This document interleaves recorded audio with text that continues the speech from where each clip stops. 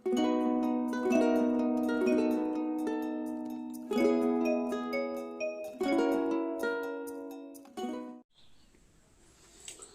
विद्यार्थियों, आपका अपने इस YouTube चैनल में मैं बहुत बहुत स्वागत और अभिनंदन करता हूं। हम लोग कक्षा 11वीं की गणित NCERT बुक के आधार पर पढ़ रहे हैं, जिसमें मैंने पहले वीडियो में जो है समुच्चय क्या होता है, समुच्चय में कौन कौन से सिंबल प्रयोग किए जाते हैं और उन्हें क्या कहते हैं, उन सभी चीज़ों की चर्चा हम इसके पहले वाले वीडियो में कर चुके हैं।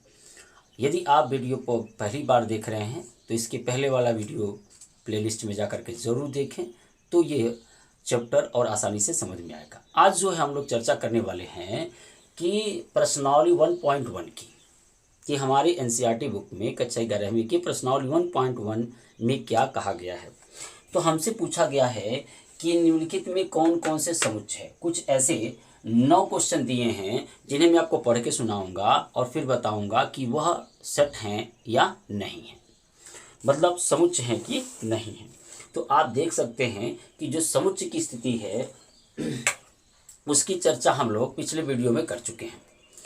तो पहला क्वेश्चन है, जे अक्षर से प्रारंभ होने वाले वर्ष के सभी महीनों का संग्रह, यानी जे अक्षर से आरंभ होने वाले वर्ष के सभी महीनों के जो है नाम हमें एक ग्रुप बनाना है। तो देखना है कि क्या वह समुच्चय है। तो आप जरा सोचिए, क्या आप जे अक्षर से आरंभ होने वाले महीनों के नाम बता सकते हैं?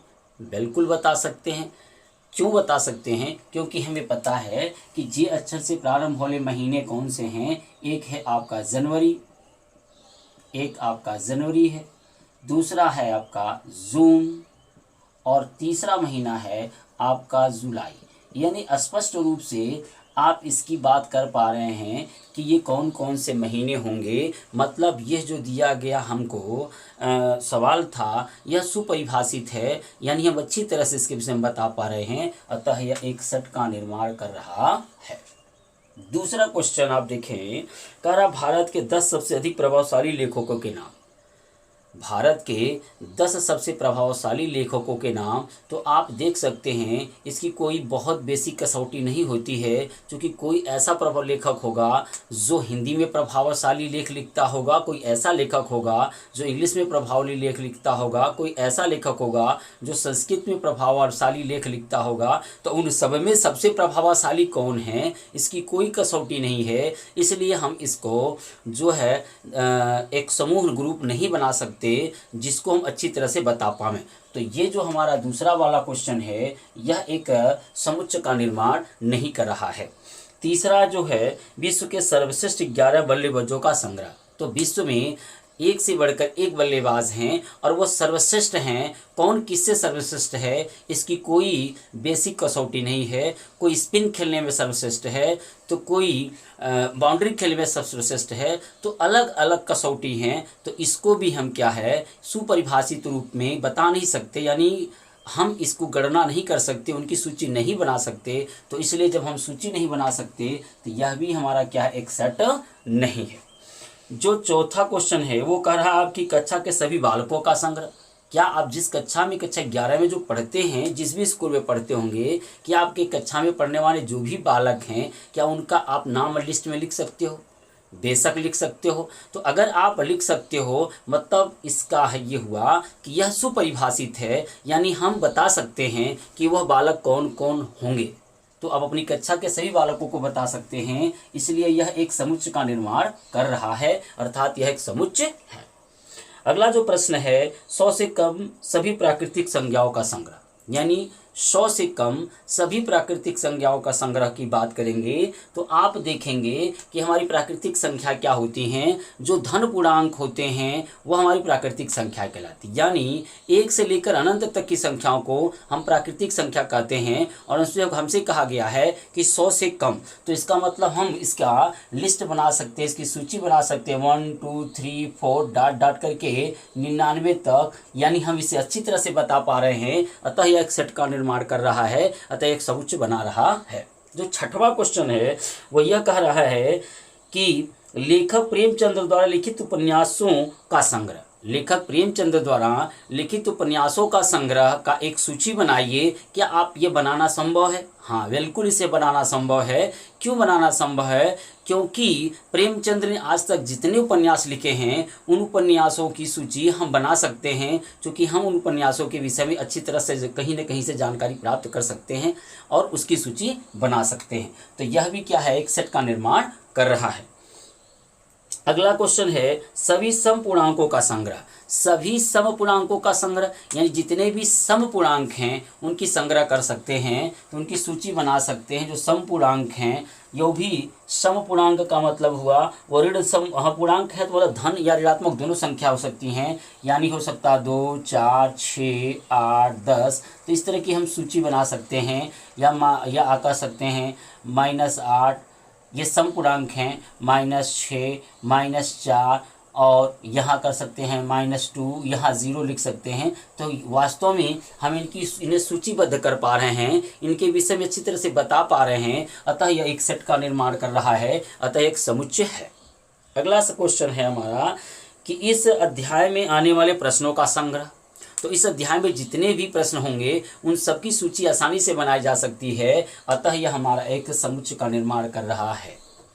जो 9वां क्वेश्चन है वह कह रहा है विश्व के सबसे अधिक खतरनाक जानवर। तो विश्व में बहुत से ऐसे खतरनाक जानवर हैं, लेकिन जो सबसे खतरनाक है उनकी कोई कसौटी नहीं है, इसलिए हम इसकी सूची नहीं बना सकते। जब हम इसको सूचीबद्ध नहीं कर सकते, मतलब सुपरिभाषित नहीं कर सकते, तो यह सेट का निर्माण नहीं करेगा।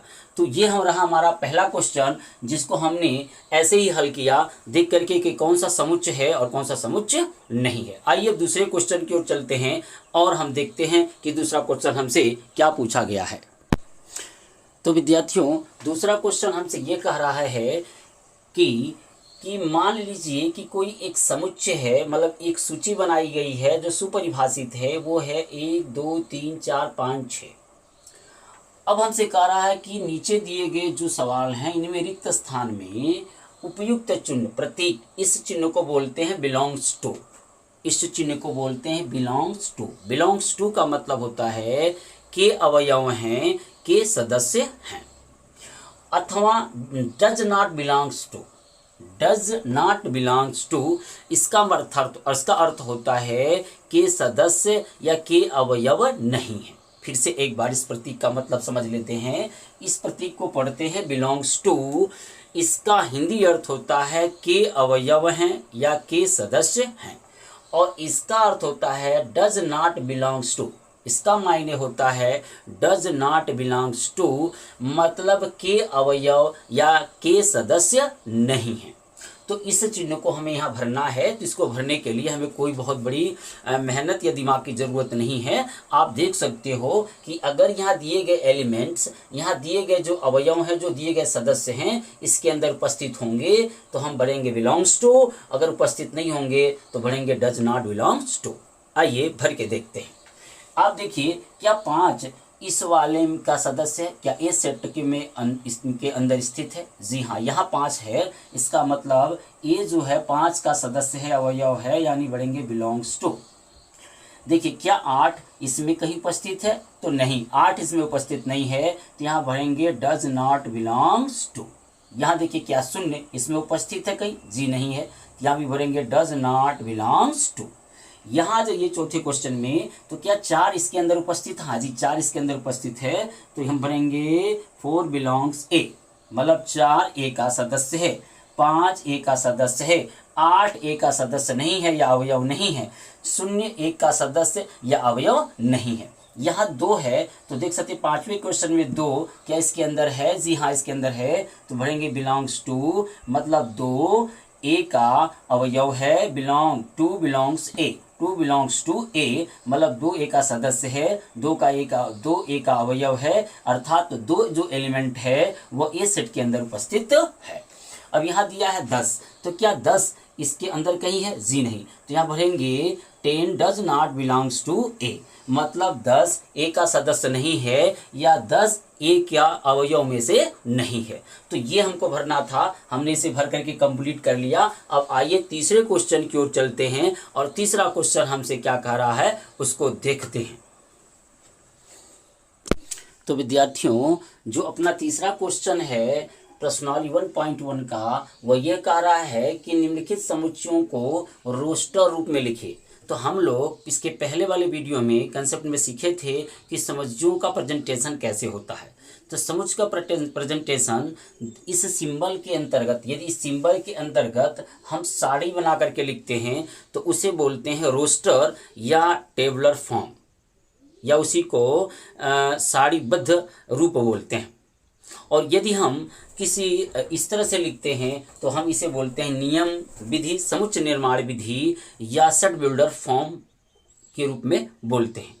तो ये हमें क्या दिया है कि हमें दिया है सेट बिल्डर फॉर्म। ये सब सेट बिल्डर फॉर्म में लिखे हुए हैं, यानी समुच्चय निर्माण नियम से लिखे हुए हैं। इनको हमें साड़ी बनानी है। तो साड़ी बनाना बेहद आसान होता है, थोड़ी सी आपको ध्यान देनी होती है कि क्या चीज़ लिखा हुआ। तो आइए मैं करके इसे दिखाता हूँ कि ए जो एक्सेप्ट है इसे साड़ी में कैसे लाएंगे। यहाँ कह रहा है कि ए बराबर, ये एक कोई सेट है जो एक कोई सेट है जिसके बराबर है एक्स सच दैट एक्स एक पूर्णांक है। अब पूर्णांक संख्याएं हमने बेसिक वीडियो पिछले वाले में हमने किया था कि पूर्णांक संख्याएं वे संख्याएं जो 0 से बड़ी और 0 से छोटी सभी संख्याओं को हम पूर्णांक संख्याएं कहते हैं। आप देख सकते हो पूर्णांक संख्या में ये 0 है, 0 से बड़ी 1 2 3 ऐसे ऊपर तक, और यहाँ -1 -2 -3 और ये अनंत तक। तो ये सभी जितनी भी संख्याएं मिलेंगी ये सब संख्याओं को हम लोग पूर्णांक कहते हैं।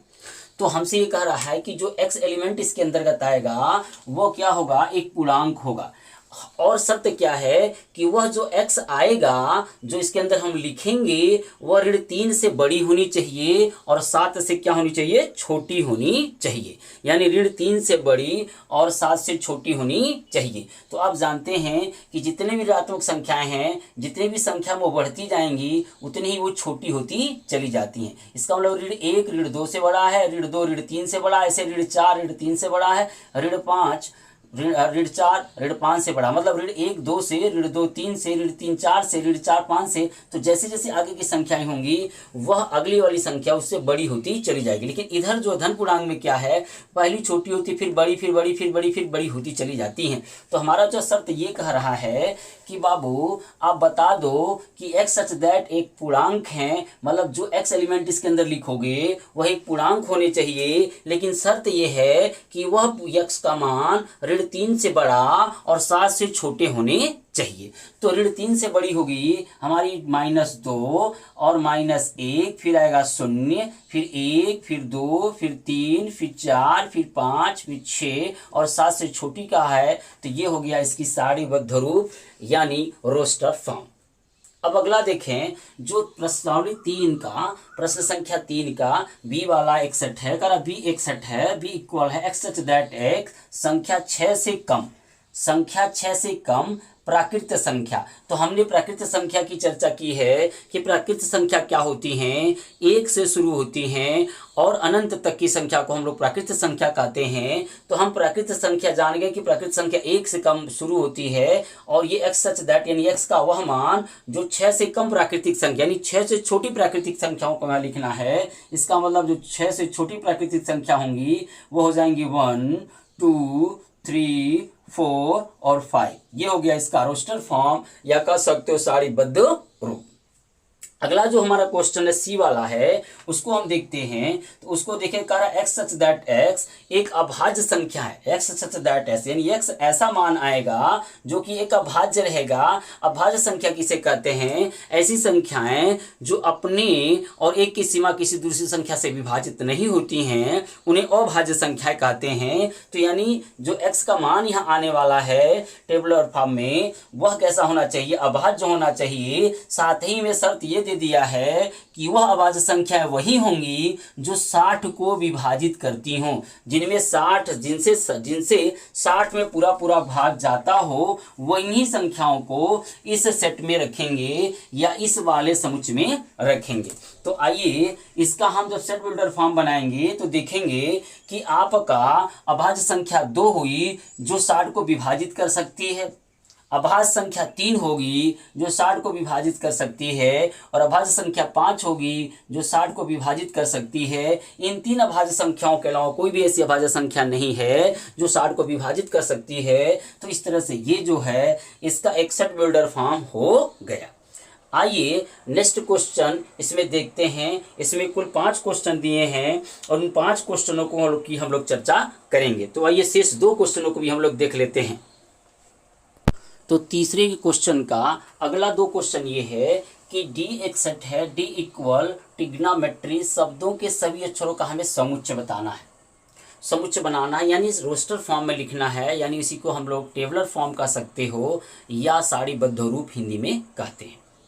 तो अब देखिए हमारा जो ट्रिग्नोमेट्री में एक अक्षर मतलब एक जो अक्षर है वो एक से अधिक बार आई है, लेकिन सेट यानी सेट कम कहते हैं रोस्टर फॉर्म में लिखते समय उन अक्षरों को एक ही बार लिखते हैं, भले वो एक बार नहीं, भले वह 2 बार 3 बार 4 बार या 5 बार भी आई हों या उससे अधिक बार भी आई हों, लेकिन जब भी हम सेट बनाएंगे यानी रोस्टर फॉर्म लिखेंगे, टेबलर फॉर्म लिखेंगे, सारणीबद्ध रूप लिखेंगे तो उन अक्षरों को एक ही बार मेंशन करेंगे, एक ही बार लिखेंगे। तो आइए बना के देते हैं कि ये डी जो है आपका हमको साड़ी बना दी, तो साड़ी रूप में लिखने के लिए ये अपना सिंबल होता है छोटा मझोला कोष्ठक। अब इसमें देखिए पहला अक्षर टी है, दूसरा अक्षर आर है, तीसरा अक्षर जी है, चौथा अक्षर ओ है, फिर आपका एन है, फिर एम है। अब देखिए TRGONM।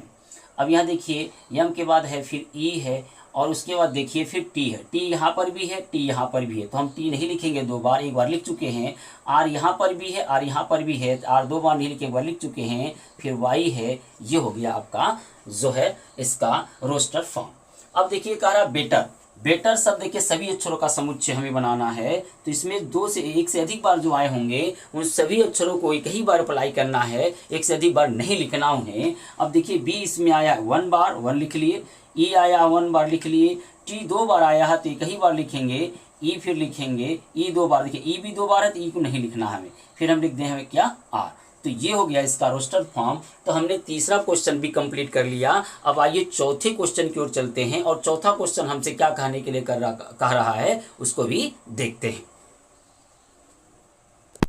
तो विद्यार्थियों जो चौथा क्वेश्चन है आप देख सकते हैं, जो हमारा चौथा क्वेश्चन कह रहा है कि लिखित समुच्चयों को समुच्चय निर्माण रूप में व्यक्त कीजिए। समुच्चय निर्माण रूप का मतलब होता है सेट बिल्डर फॉर्म। जैसे अभी आपने पिछले क्वेश्चन में देखा कि सेट बिल्डर फॉर्म में लिखी हुई थी, हम उसे रोस्टर या सारणीबद्ध रूप कर रहे थे। अब इसका उल्टा काम करना है, आपको सारणीबद्ध रूप करके दिया है, रोस्टर फॉर्म में दिया है और आपको उसे समुच्चय निर्माण रूप में लिखना है। तो ये बेहद आसान होता है, आप मेरे साथ थोड़ा अभ्यास करें, अभी आपको ये सारी चीज़ें आ जाएंगी। पहला क्वेश्चन आप देखें तो पहला क्वेश्चन जो है उसको देख सकते हैं कि हम ध्यान से देखें तो यह 1 गुणे 3 है, यह 2 गुणे 3 है, यह 3 गुणे 3 है और यहाँ देख सकते हैं यह 3 गुणे 4 है। तो आप देख सकते हैं कि 1 में 3 गुणा करके 2 में 3 गुणा कर रहा, 3 में 3 गुणा कर रहा, 3 में 4 गुणा कर रहा और इस रूप में लिखे गए हैं। तो 1 2 3 और ये जो आप 4 देख रहे हैं, जैसे ये पहला वाला एलिमेंट 1 2 3 और ये देखिए ये मैंने 4 × 3 लिखा है। तो ये 4 जो देख रहे हैं ये सब क्या है, एक प्राकृतिक संख्या, 1 भी प्राकृतिक संख्या है, 2 भी प्राकृतिक संख्या, 3 भी एक प्राकृतिक संख्या, 4 भी एक प्राकृतिक संख्या है। तो अब आप देख सकते हैं कि हम इसे लिखेंगे, कैसे लिखेंगे, x सच दैट x जो बराबर है किसके, 3n की। 3n का मतलब ये है कि जो n है 3n है, जहाँ आपका जो n है वह है बिलोंग्स टू n से, जो n ये मान आएगा वो प्राकृतिक संख्या होगी।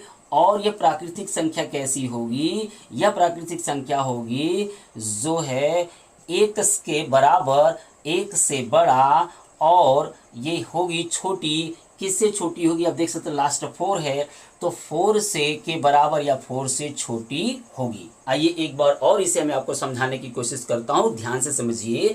आप देख सकते हैं कि यहाँ 1 2 3 4 एक प्राकृतिक संख्या है और सब में ये 3 के गुणा करने से ये नंबर्स बन रहे हैं। तो हम लिख दिए कि x सच दैट x, मतलब जो इसके अंदर एलिमेंट आने वाले हैं वो क्या होगा, 3n के रूप के एलिमेंट हैं। यानी जहां जो n है वह एक नेचुरल नंबर है, प्राकृतिक संख्या है, और यह नेचुरल नंबर कहां से कहां तक है, तो यह n जो है एक से बड़ा के बराबर, एक के बराबर और बड़ा है, और 4 से छोटा और बराबर है।